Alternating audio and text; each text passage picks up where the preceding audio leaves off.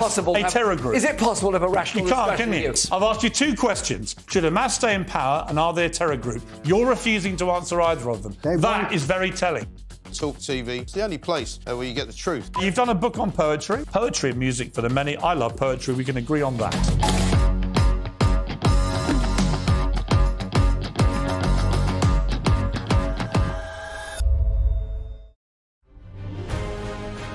On TV, on radio, and on your smartphone. This is TalkTV. Hello, I'm Douglas Murray, and this is Uncensored Tonight. In a New Year message, the Israeli military warns the conflict in Gaza will continue throughout 2024. Can the war continue to be justified after so much suffering and bloodshed, or is it necessary to destroy Hamas for the safety of the region and the world? A satirical take on political correctness and oversensitivity, or just plain offensive? We'll debate whether the backlash to Ricky Gervais and Dave Chappelle's new Netflix shows are justified. And should King Charles agree to vacate the throne in a few years' time to let Prince William take over? I'll talk to the Guardian journalist who says the abdication of the Queen of Denmark puts our archaic system to shame.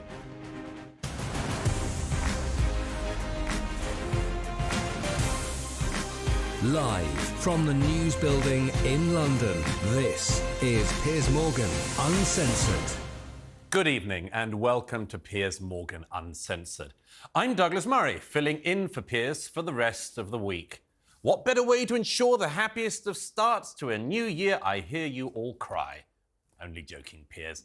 I know you're watching, by the way, and don't forget the sunscreen. Over the next 3 days, my guests and I will be looking at the big topics and themes that will dominate the global agenda in 2024. We'll be covering everything from the potentially game-changing elections in the US and the UK to the seemingly never-ending madness of the culture wars. We might even touch on the odd royal story. I, of course, am the biggest Harry and Meghan fan, so expect some Markle mania to break out this week. Indeed, this is going to be a Markle-orama. That's just another joke, Piers. Sorry if you're still watching. And trust me, folks, he's still watching. But we'll start with the story I predict will continue to dominate the headlines for the year ahead. War. As regular viewers of Uncensored will know, I spent the last few months of 2023 in Israel covering the conflict in Gaza. I saw firsthand the death and carnage unleashed by Hamas on October the 7th. I visited the tunnels they used to hide beneath the civilian population, and I experienced many times, including on this very show during a live broadcast, what it was like to be under enemy fire. And sorry, there's an incoming.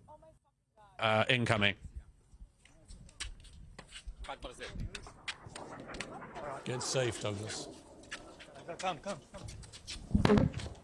And of course, I got to see the impact of Israel's massive response to those massacres. Hamas seized control of the Gaza in 2006-07, and they reduced it to a terror state that's now, in turn, being reduced to rubble, with the displacement of hundreds of thousands of people. Many Palestinian civilians, including children, are caught in the crossfire. But I've never wavered in my view that this war is not only just, but also necessary. Israel has the right and the need to defend itself, and Hamas need to be crushed for the sake of the region and the world. And that's why when it was reported this afternoon that Hamas deputy head Saleh al-Aruri has been killed in an explosion south of Beirut, I, for one, will shed no tears. Nobody could live beside a terror group like Hamas. We couldn't here in Britain, and I don't see why the Israelis should. And yes, I know that isn't a consensus view. There are lots of people who vehemently disagree with me. So I'm keen to explore not just what has happened, but what happens next. Now, joining me tonight to discuss this is from Tel Aviv, the former British Army officer and now trustee of the UK Friends of the Association for the Wellbeing of Israeli Soldiers, Colonel Richard Kemp, and from Ramallah, Palestinian National Initiative leader, Mustafa Barghouti. Thank you both for joining me. Let me start with you, if I may, Mr. Barghouti. We've just had this news in. We've all just heard it of the deputy head of Hamas being killed in Beirut. Obviously, this is the leader of the group that killed Palestinians in the coup in Gaza in 2006-07. And of course, one of the people who planned the October the 7th massacre. What's your response to his killing tonight? Well, if you allow me, and I hope you will accept that from me, I think your presentation is absolutely one-sided, totally biased to the Israeli side. You speak about the right of Israel to defend itself, but you don't mention the right of the Palestinian people to defend themselves. You fail to mention that Israel is the aggressor, which started this terrible occupation since 56 years. And Palestinians, as people under occupation, according to international law, have the right to defend themselves and to resist occupation.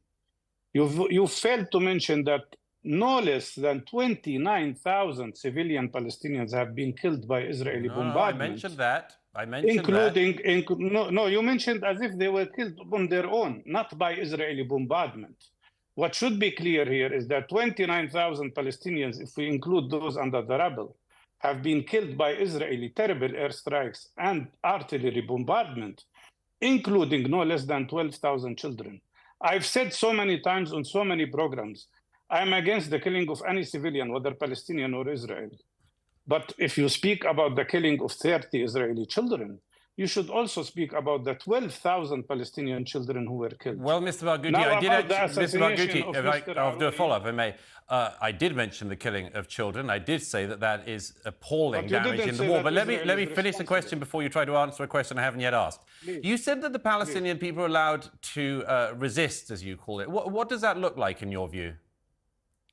According to international law, people who are under occupation have the right to resist in all forms, including military forms, as long as they respect international law and international humanitarian law. Okay, so what does it look like? What does it look like? Israel wants not only to... Look, I've been struggling with nonviolent resistance all my life. I was injured 9 times by the Israeli army, although I never used any weapon.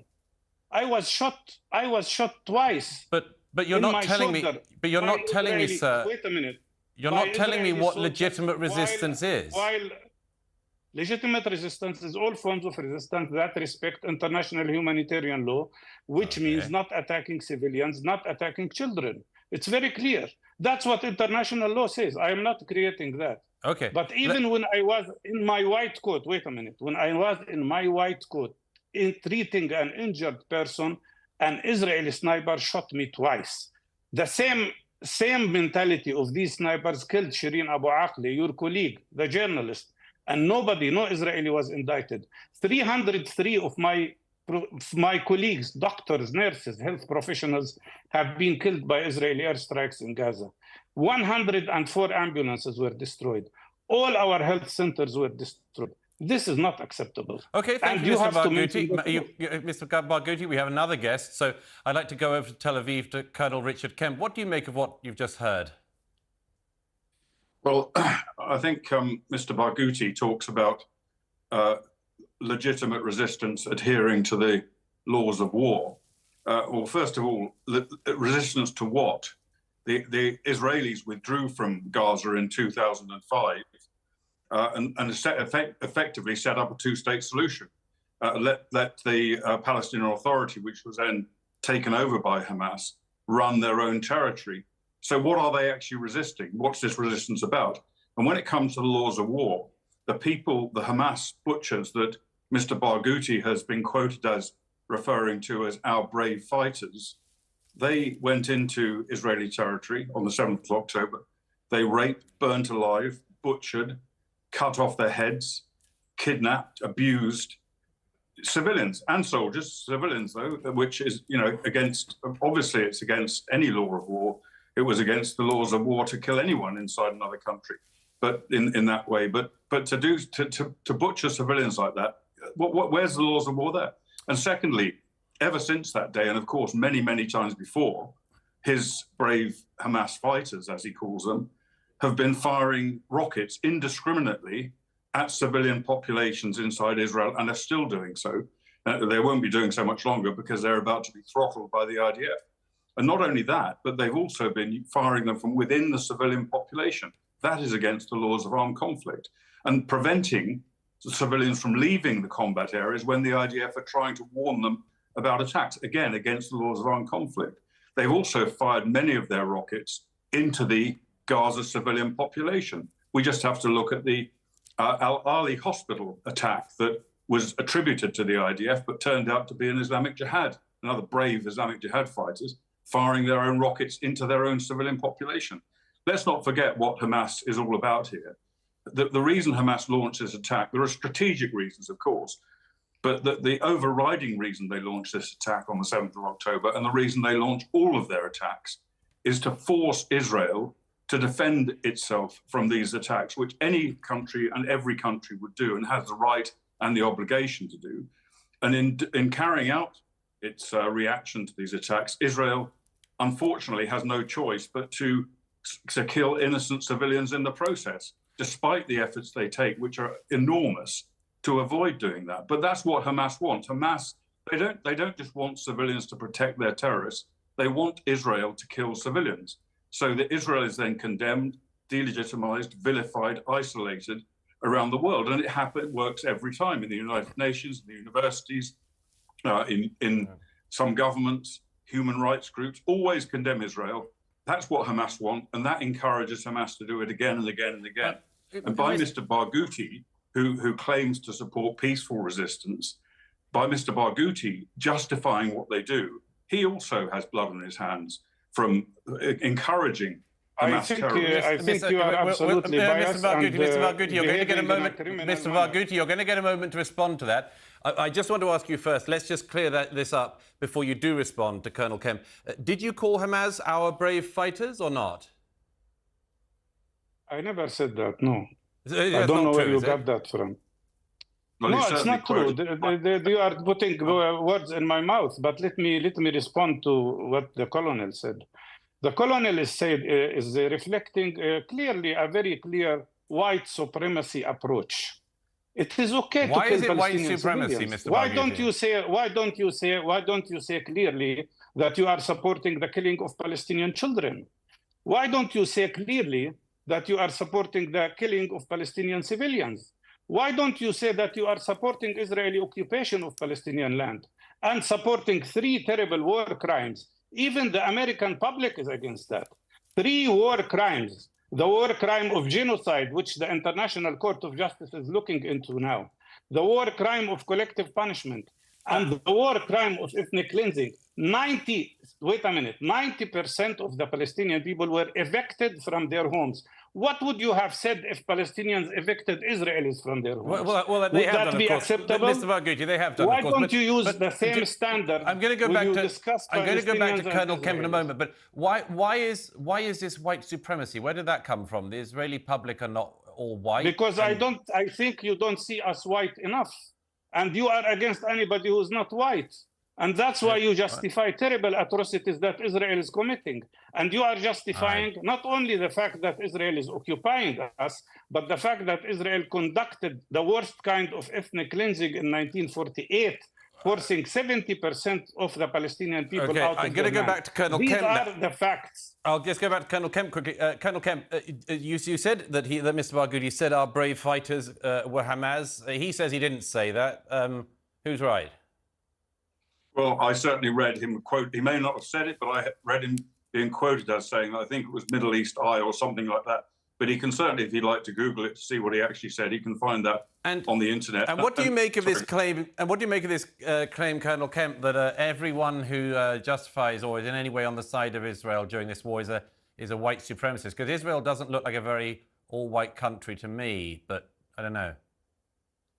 No, I mean, there are all blends of races in Israel. And one thing we should remember as well is that there is a significant Muslim Arab population in Israel. And one thing that I've observed in recent weeks is a skyrocketing of support for Israel among the Israeli Arab Muslim population. The polls, a number of polls have shown that a huge growth of support for Israel, a greater association with the State of Israel since the 7th of October. And that is partly due to the fact that Hamas, his brave fighters from Hamas, that he clearly supports, came in and butchered not just Israelis, but Israeli Jews, but they also came and killed a number of Arabs and people from many different ethnicities. So what he's talking about, I think it's a great throwaway line, white supremacy. It obviously gets, it's one of these intersectional terms, Me Too and all this sort of stuff. He obviously thinks that's going to garner support for him from people who, do rightly object to the idea of white supremacy. But I don't think that comes into this argument one little bit. Mr. Barghouti, finally, we've only got a few seconds, but you said we need to go back to 1947 and 1948. What do you say to the people who say you can go back thousands of years and you never have an end to this argument? Well, look, Palestinians were displaced from their country, including cities like Jaffa, where my father lived, and Haifa and Akka 75 years ago. If Israel is, after 3,000 years, have the right to go back and demand to be in Palestine, then why not Palestinians who have been evicted 75 years ago? Why should we forget about our own country? And let's go back to the United Nations resolution that established the state of Israel. It said that there should be two states, Israel and Palestine. Israel was created and Palestine was occupied. Yes, that is the reality. As we all know, Mr. Barghouti, there's one thing that we can be sure about that. That's highly disputed history, as it all is. There wasn't a Palestinian state then. There could have been. Well, it's the United Nations resolution. It's a very sad thing. There wasn't a Palestinian state created then, and that the Palestinians. It will be. It will be. I assure you. A lot of people hope it will be, but it certainly won't be if people are praising Hamas, and the longer they're around, the less likely it is there will ever be a Palestinian state, as far as I can see. But thank you very much, Colonel Richard Kemp in Tel Aviv, and thank you to Mustafa Barghouti, our intersectionalist tonight in Ramallah. Now, on Uncensored next. Comedy superstars Ricky Gervais and Dave Chappelle have caused massive controversy with their new Netflix specials. Well, now, surprise, surprise, there are calls for them to be cancelled. We'll debate whether comedy has the right to offend after the break.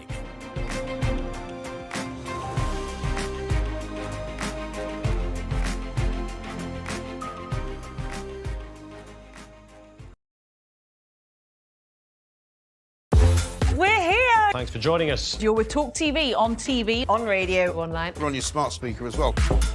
Criminals using XL bully dogs as weapons to threaten others. No matter how well trained, most dog owners will tell you a dog can turn. Do you know what I love about Talk Today?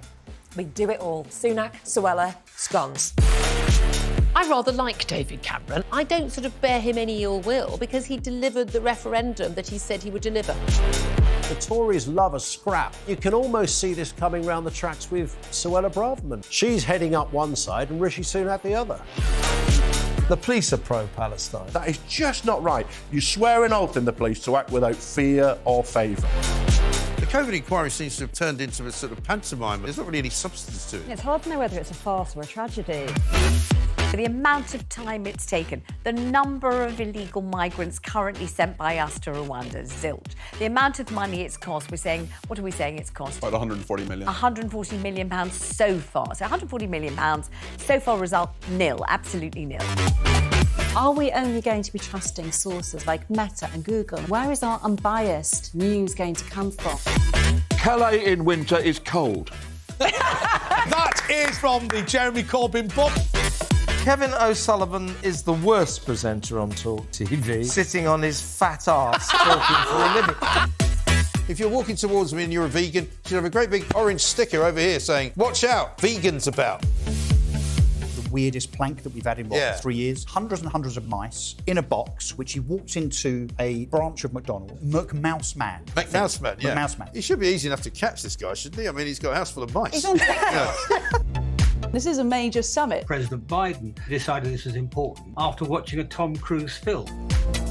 Sunak and the current Conservative government are not Conservative. Why don't you leave that party and come to one that actually shares your ideologies? This has been a party political broadcast on behalf of the Reform UK Party. Hi, Ofcom. Kids think all they have to do is take pictures of everything. Just shut down TikTok. Problem solved. This is really unfair. What's unfair? If it's on camera, we're not doing the interview. Yes, I'm going to do. You're going to resign? Yes, because I cannot continue my work. When I say I am God, I'm not joking. Did you feel Elvis was controlling? I've been answering your question, you answer mine. It's actually not my job to answer your questions. Are you prepared to call Hamas a terror group? Is it possible to have a rational discussion with you? I've asked you two questions. Should Hamas stay in power and are they a terror group? You're refusing to answer either of them. That is very telling. TalkTV. It's the only place where you get the truth. You've done a book on poetry. Poetry and music for the many. I love poetry. We can agree on that.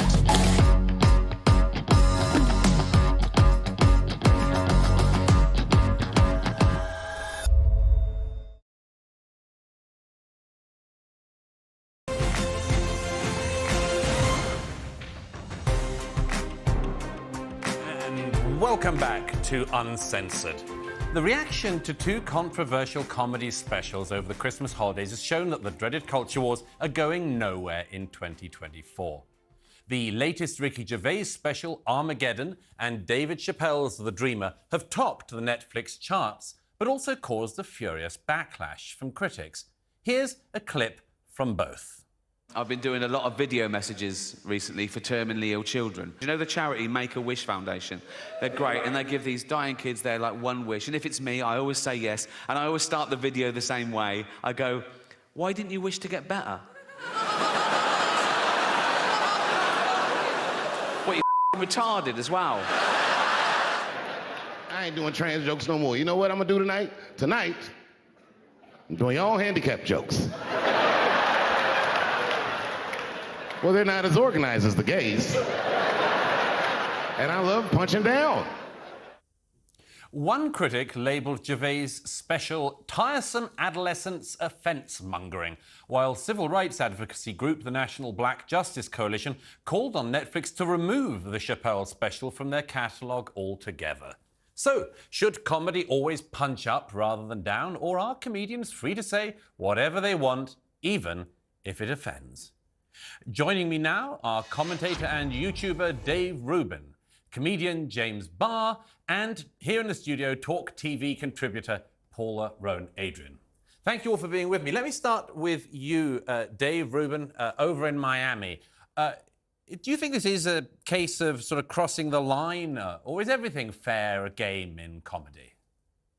Well, of course, everything's fair game, and it's the job of a good comic to get as close to that line as you possibly can, say something true, and then through humor, allow people to laugh at it. And when you poke fun at different groups, what you're doing is showing everybody that we're all equal parts of society. Chappelle and Gervais are two of probably the top 10 comics of all time, but you need only look at a comedy legend, a guy like Don Rickles, who used to walk up in front of the crowd in any part of any country and say, look at the black guy, the Jew, the gay guy, the Italian, the WASP, the rest of it. And what it did was everybody realized they were in on the joke, that we are a multicultural society. And if we can all poke fun at our silly stereotypes and everything else, then we will actually figure out ways to build bridges. But everybody these days seems to want to burn those bridges down and make it seem that our skin color and our religion is the most important thing about us. James, over there in Chicago, where do you stand on this? These two comedians, funny or foul?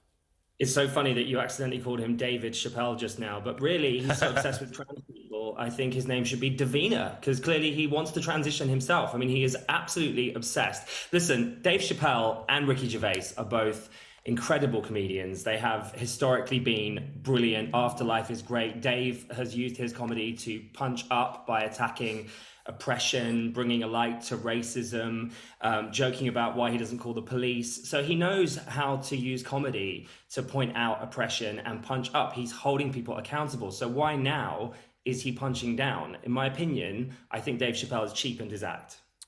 Paula, here in the studio, Ricky Gervais said today he's playing a character when he's on stage. Do you agree with that? Do you buy it?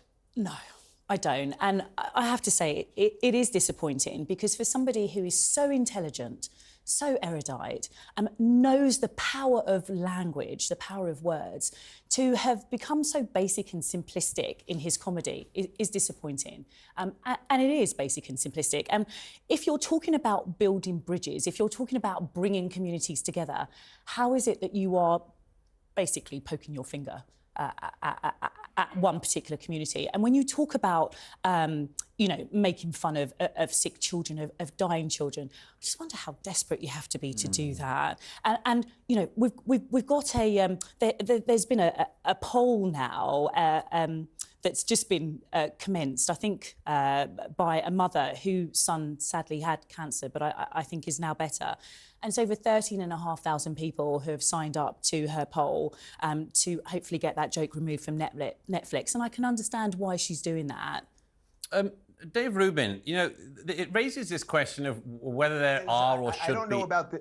Oh, go on. Are there any taboos in comedy? I mean, I thought when watching, certainly the Ricky Gervais one, I did think slightly, you know, it kind of felt a bit like, gosh, you're choosing really low-hanging fruit to sort of hit against here, you know? I mean, but it seems, because this is the most popular show on, both these shows are the most popular shows on Netflix, there's clearly a huge audience for it, whether people find it funny or offensive or not. Well, look, the audience in that room found it funny, and those are the people who were buying tickets to Ricky Gervais. So we can all whittle down whether we think that specific joke, you know, I don't think he was making fun of the sick kids per se. He was making fun of the absurdity that someone like him would be on a Make-A-Wish list. That's what the joke really was about.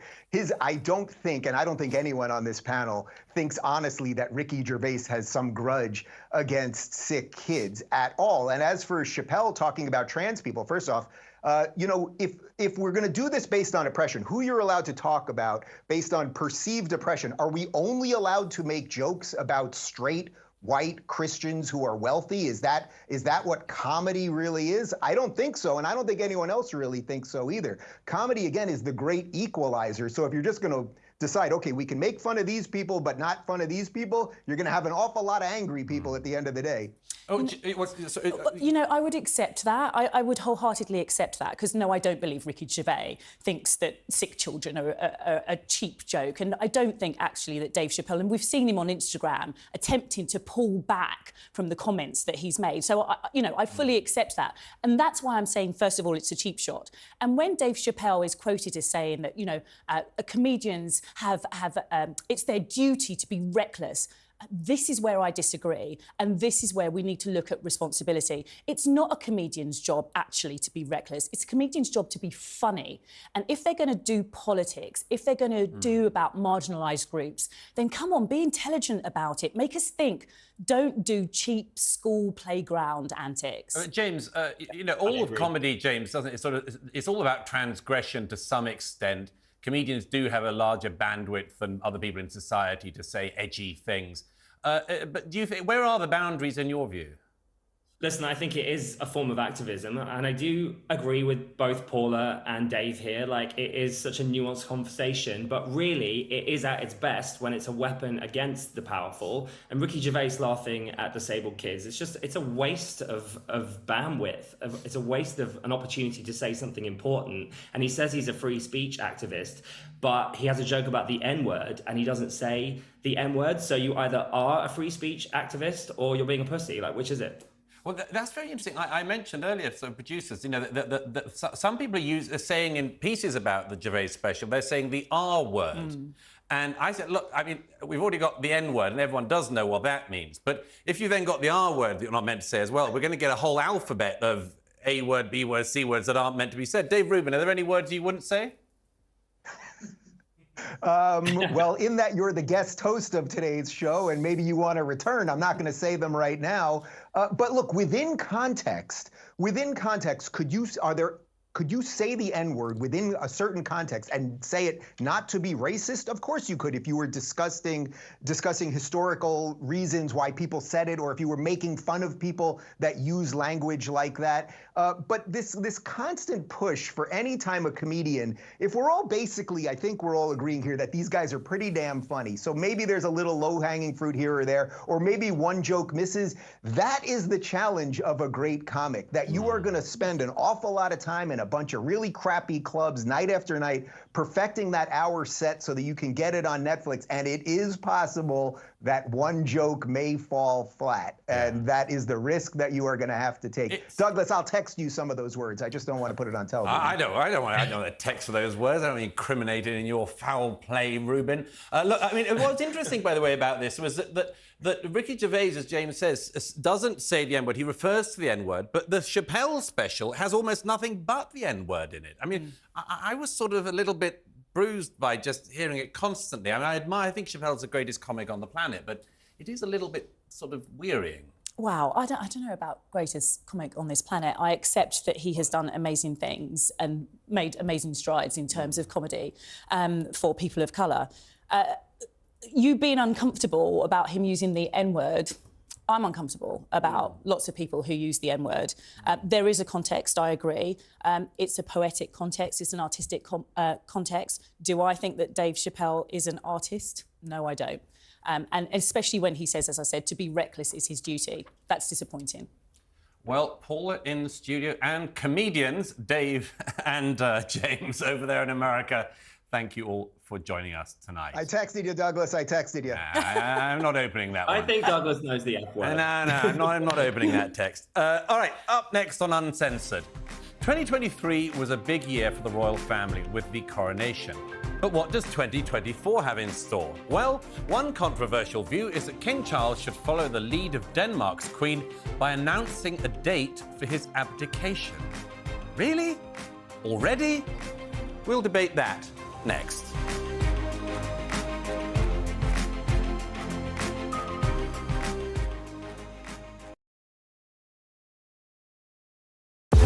We're here! Thanks for joining us. You're with TalkTV, on radio, online. We're on your smart speaker as well. Do you know what I love about Talk Today? We do it all. Sunak, Suella, scones. I rather like David Cameron. I don't sort of bear him any ill will because he delivered the referendum that he said he would deliver. The Tories love a scrap. You can almost see this coming round the tracks with Suella Braverman. She's heading up one side and Rishi Sunak the other. The police are pro-Palestine. That is just not right. You swear an oath in the police to act without fear or favour.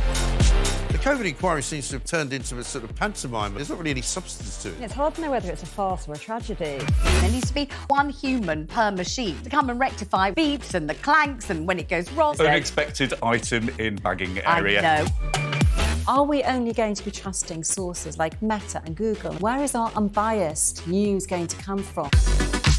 Graham was president of the Cambridge Union, which is the rubbish version of being president of the Oxford Union. Kevin O'Sullivan is the worst presenter on TalkTV, sitting on his fat arse talking for a living. If you're walking towards me and you're a vegan, you should have a great big orange sticker over here saying, "Watch out, vegans about." Twitter, you sons of Can you please reinstate my account? Yeah. Thank you. This is a major summit. President Biden decided this was important after watching a Tom Cruise film. Kids think all they have to do is take pictures of everything. Just shut down TikTok. Problem solved. When I say I am God, I'm not joking. Did you feel Elvis was controlling? I've been answering your question, you answer mine. It's actually not my job to answer your question.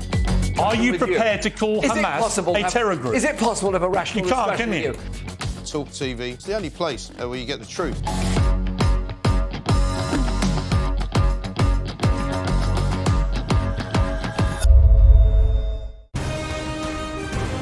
This is Talk TV.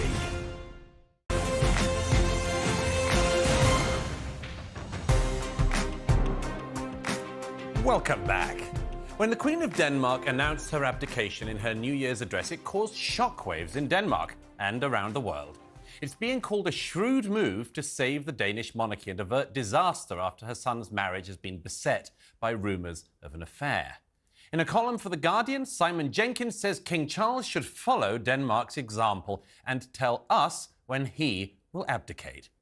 He argues that it puts our archaic system to shame. And Simon Jenkins joins me now. Simon Jenkins, thanks so much for joining us. So it seems a little early in the reign of King Charles to talk about abdication.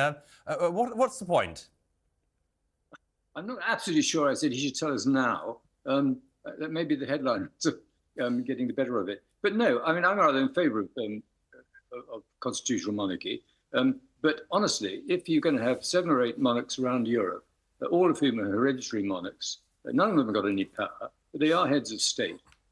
And if they are really going all to be in their 80s and possibly disabled in some sense, it makes monarchy look very odd.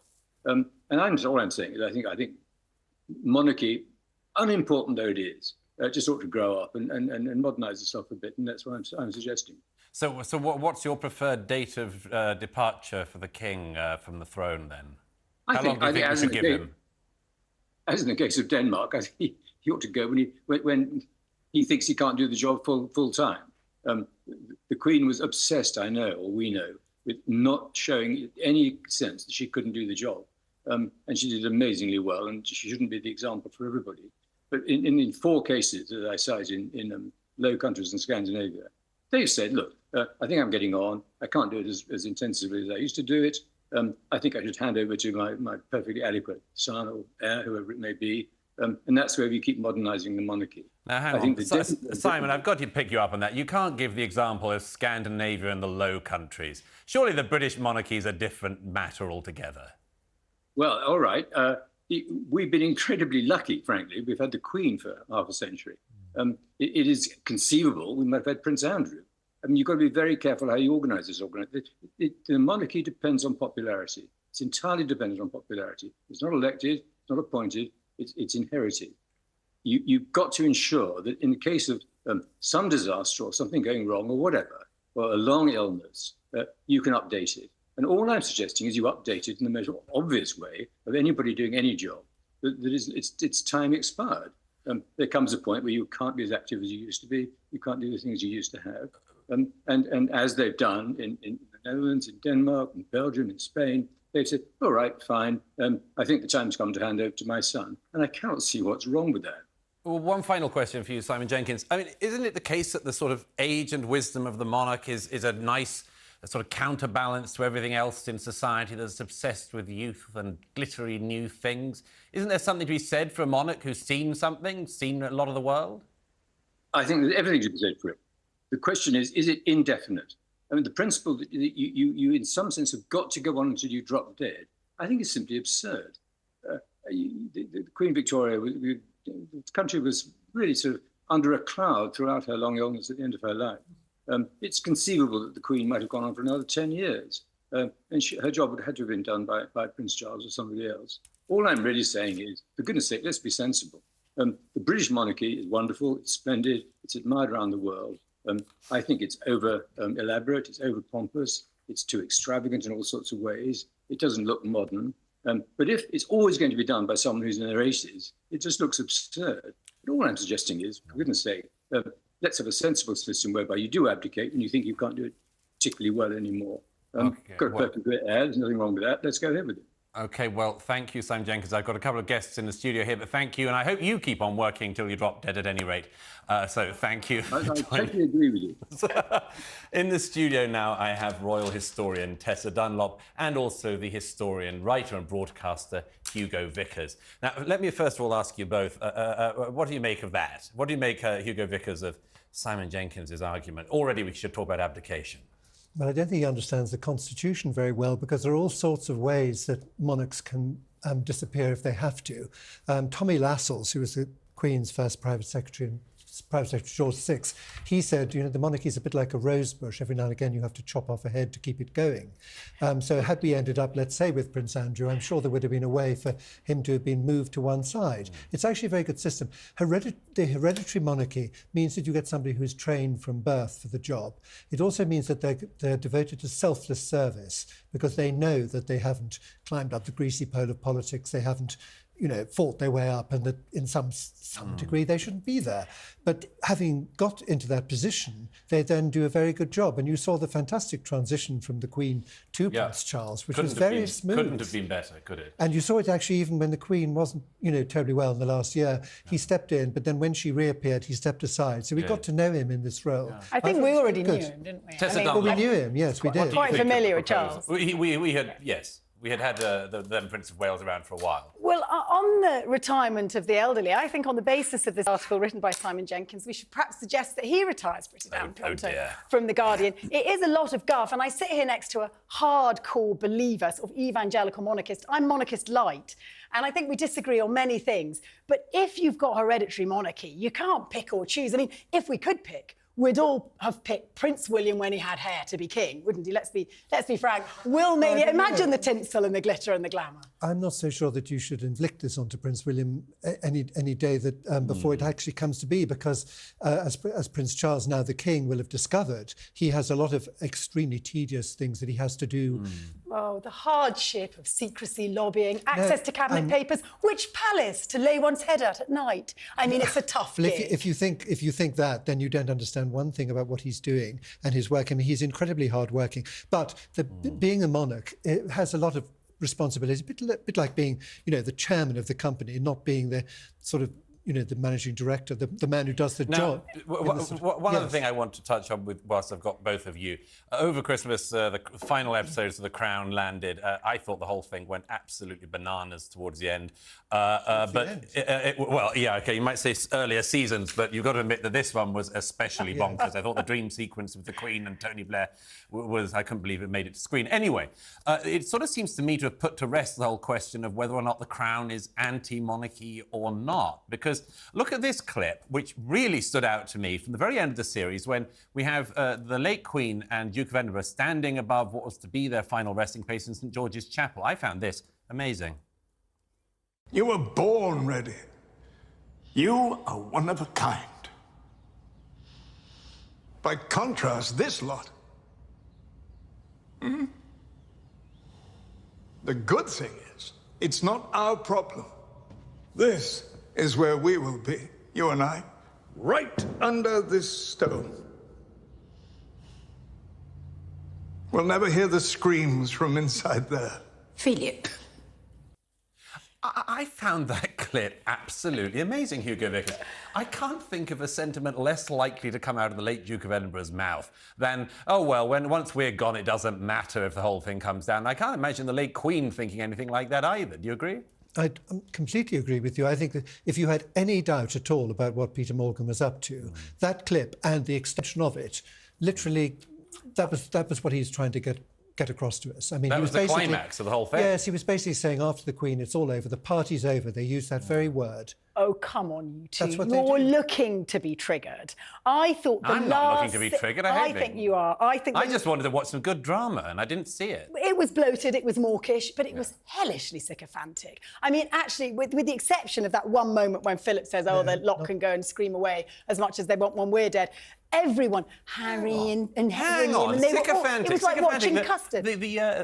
Apart from in the first seasons, both the other actresses who played the Queen made her out to be this dour, loveless, uncaring, absolutely cold. These last episodes were sycophantic. The only baddies were the outsiders, Mohammed Al-Fayed and poor old Carol Middleton. She was seen as this Iago character, social climbing, slipping up the pole. I think she comes out of it all right. No. Mohammed Al-Fayed, you've got to admit, it's kind of hard to make into a hero of the story. Well, they did a bit, in the series before. They were rather nice about him. They were, actually, And they turned on him, which, of course... They didn't want to turn on to the royal family, that's why. Well, it's true. I think Peter's looking for a knighthood, Peter Morgan. Ridiculous. That's so ridiculous. I mean, it clearly had from the start a very strong Republican agenda. I always thought when Claire Foy was doing it that they were going to say, Claire Foy, the Queen, great, all the others ridiculous. So after the Queen, goodbye. And that's exactly what he says in that last and you've got to admit as well, once they went into this sort of weird terrain where the ghost of Diana appears and gives advice to the Queen and then appears on a plane with Prince Charles.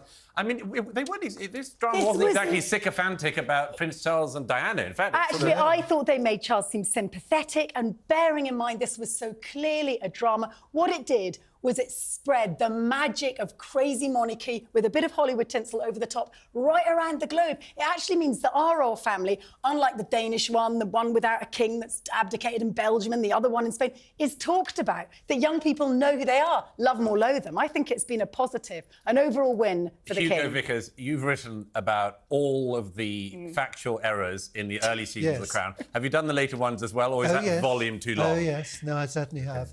And they were published in the Times Online, and I shall publish them as an ebook. I made a YouTube. Okay. Well, I did that. I did an interview as well about all the things that went wrong. I mean, if you wanted, historically wrong, the Mrs. Thatcher scene when, Geoffrey Howe lumbers out of bed, he makes his speech, she looks depressed.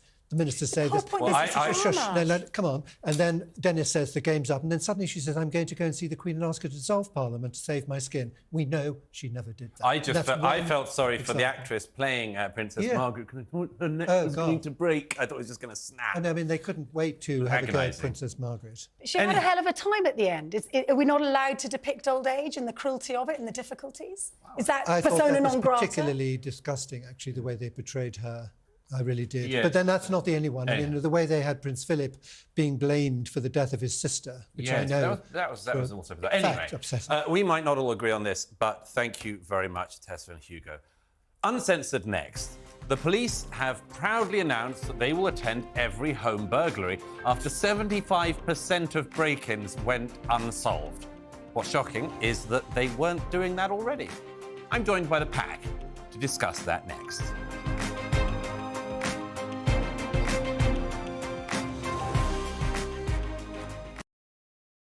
TV, on radio, online. We're on your smart speaker as well. Criminals using XL bully dogs as weapons to threaten others. No matter how well trained, most dog owners will tell you a dog can turn. Do you know what I love about Talk Today? We do it all. Sunak, Suella, scones. I rather like David Cameron. I don't sort of bear him any ill will because he delivered the referendum that he said he would deliver. The Tories love a scrap. You can almost see this coming round the tracks with Suella Braverman. She's heading up one side and Rishi Sunak the other. The police are pro-Palestine. That is just not right. You swear an oath in the police to act without fear or favour. The COVID inquiry seems to have turned into a sort of pantomime. There's not really any substance to it. It's hard to know whether it's a farce or a tragedy. The amount of time it's taken, the number of illegal migrants currently sent by us to Rwanda, zilch. The amount of money it's cost, what are we saying it's cost? About 140 million. 140 million pounds so far. So 140 million pounds, so far result nil, absolutely nil. Are we only going to be trusting sources like Meta and Google? Where is our unbiased news going to come from? Calais in winter is cold. That is from the Jeremy Corbyn book. Kevin O'Sullivan is the worst presenter on Talk TV, sitting on his fat arse talking for a living. If you're walking towards me and you're a vegan, you should have a great big orange sticker over here saying, "Watch out, vegans about." The weirdest plank that we've had in, 3 years? Hundreds and hundreds of mice in a box, which he walked into a branch of McDonald's. McMouseman. McMouseman, yeah. McMouseman. He should be easy enough to catch, this guy, shouldn't he? I mean, he's got a house full of mice. He's on This is a major summit. President Biden decided this was important after watching a Tom Cruise film. Sunak and the current Conservative government are not Conservative. Why don't you leave that party and come to one that actually shares your ideologies? This has been a party political broadcast on behalf of the Reform UK Party. Hi, Ofcom. Kids think all they have to do is take pictures of everything. Just shut down TikTok. Problem solved. This is really unfair. What's unfair? If it's on camera, we're not doing the interview. Yes, I'm going to do. You're going to resign? Yes, because I cannot continue my work. When I say I am God, I'm not joking. Did you feel Elvis was controlling? I've been answering your question, you answer mine. It's actually not my job to answer your questions.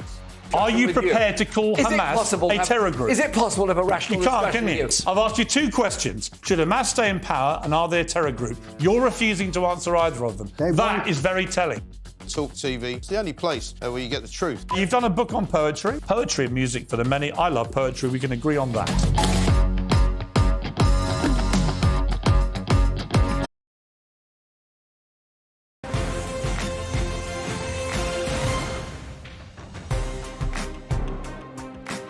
Welcome back to Uncensored. I'm about to go and join my pack, but before I do, I'm going to do a quick fact check. We had an interview earlier with Richard Kemp and Mustafa Barghouti, and there was some discussion about whether Mustafa Barghouti had ever referred to Hamas as brave fighters. And he said he had never said that and thought it had been made up by Colonel Kemp. Turns out that in November 2023, 2 months ago, Mr. Barghouti said that the heroic steadfastness of our people and their brave fighters in the Gaza Strip. So, sorry about that, viewers. Mr. Barghouti seems to have told us a fib. He did, in fact, say the words that were said by him. Anyway, Over to the pack. Today we've got back, thankfully, TalkTV contributor Paula Rhone-Adrien and also the filmmaker and former commando James Glancy. Now, we've got quite a lot to get through. I want to start with burglaries. I was amazed by this, Paula. Yes. We discovered over Christmas that the police are actually now going to start going to houses that are being burgled, and they're going to try to do so in the first hour, because apparently that's better. Does this surprise you? Wow, I mean, I was shocked that they've just worked that out, bearing in mind we've been told, because there have been enough reports that have come out, even in October 2023, we recently had a report from one constabulary which said, you know, the best way, and the London Metropolitan Police as well have been telling us in their own reports last year, best thing to do about dealing with burglaries is be on the scene, and when you're on the scene, make sure you seal off the scene, and when you've sealed off the scene, make sure you speak to any witnesses, etc. You know, all things that one would expect a police officer to do in a burglary, particularly when we know that, on average, we have got a burglary, depending on the stats that you look at, one every 106 seconds. Yes, it's over 1,000 a day in this country. Shocking figures in terms of burglary. Amazing. And they're just not taken seriously. I am a lone female who suffered from a burglary, and let me tell you, it is horrifying being in a house when somebody is trying to come in and do who knows what. It's much more than just losing things. It's the whole sense of violation. Absolutely. And, of course, it stays with you as well, not just after, of course, the event. James, I looked this up. Apparently, 4% of burglaries, this is according to the Home Office, 4% of burglaries even result in a charge, which means lots fewer than that actually get convicted. But what are the police doing? You know, in my neighbourhood down in West London, I have not seen one Bobby on the beat, and I've lived there 5 years. You see them driving past the speed.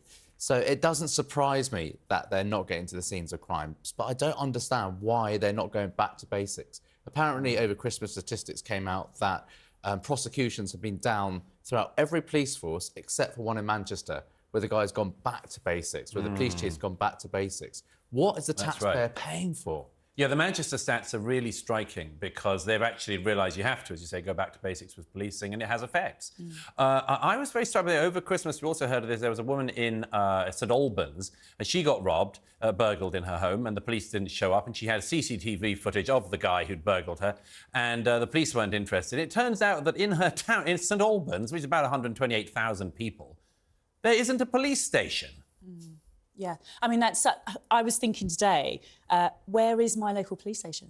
Right. And so two questions then came from that. Why am I having to think, where is my local police station? And then, obviously, why don't I know where my local police station is? It's true. That did begin probably before austerity, but you think back to George Osborne, the cuts of fire stations, the armed forces... And your local police station, and it's got to be rebuilt. Those capabilities. Yeah. It's true. We all used to know where you could go and report a crime if it happened. Now, look, I want to get to one other subject with you both, and that's the Prime Minister, Rishi Sunak, is claiming a win on migration figures. He's saying that the groaning backlog of 92,000 legacy asylum cases has finally been cleared.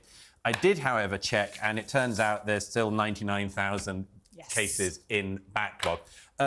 Are we just being kind of fibbed to on this, Paula, by any chance? I'm really concerned, about Rishi Sunak's memory, because we saw how bad it was during his interview in the COVID inquiry when he was cross-examined. And now his grasp of reality seems to be wearing very thin. Look, first of all, he told us that he was going to reduce the backlog. Then he told us, oh, no, what I meant to say was we're going to reduce the legacy backlog. So that was from June 2022.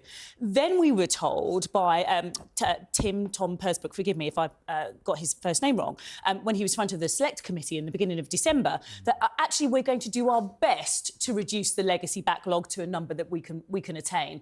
So there is just this consistent, unreliable information that we're getting from Rishi Sunak. And is Dominic Cummings going to help him with that? Well, I want to read to you, James, this quote from the Prime Minister. In a New Year's statement, Mr. Sunak said, quote, "I am determined to end the burden of illegal migration on the British people." Have we heard that somewhere before? Well, I mean, I keep thinking, have they employed Alistair Campbell to spin for them prior to the election? Because it's so disingenuous. They know they were elected to reduce immigration, legal and illegal, and they've pumped up legal immigration, and they've done nothing about illegal immigration. And so, I mean, the next election's definitely fought on this, and they're going to lose a lot of ground to the Reform Party as a result of it. And you'll probably see, in fact, if Labour would not have got away with the immigration figures that the Conservatives have done. No, the immigration was far lower under Labour. So I think they've got real answers. They've got a real problem going into the next election, haven't they? Yeah. Because they came into office saying we're going to get migration down. Remember, we heard David Cameron say he was going to get it down to the tens of thousands, not the hundreds of thousands, which was what it was in the 1990s. It's not that long ago. And they've got nowhere near. They've got nowhere near. And not only have they got nowhere near, but they are feeding us again this foolishness, quite frankly, when actually what they know is that our economy needs immigration. We need people here to work. We've got a low birth rate, and that is not going to change for a generation. Hang on. There's also, hang on, look, 1 in 5 people in cities including Liverpool, Manchester, Leicester, 1 in 5 people of working age who are capable of working are not working and are being paid by the taxpayer to not work. Surely they can be made to work before you have to bring other people in from around the world to work. Plus, we have extremely low productivity. We've got advancements in technology. It isn't a case of just import people to replace. I know we've got an ageing population, but what we're talking about last year is 1.2 million people coming in. Net migration increasing by 700,000. And the list for worker visas continues to rise. It continues to expand because we need more people. You know, this is a discussion that I suspect we are going to both, maybe all, come back to quite a bit in the years ahead. This is going to be a long year, by the way, for the Conservatives. Roll on May. Roll on May. November. November. Oh, whenever it is, that's it from me. Whatever you're up to, make sure it's uncensored. Good night.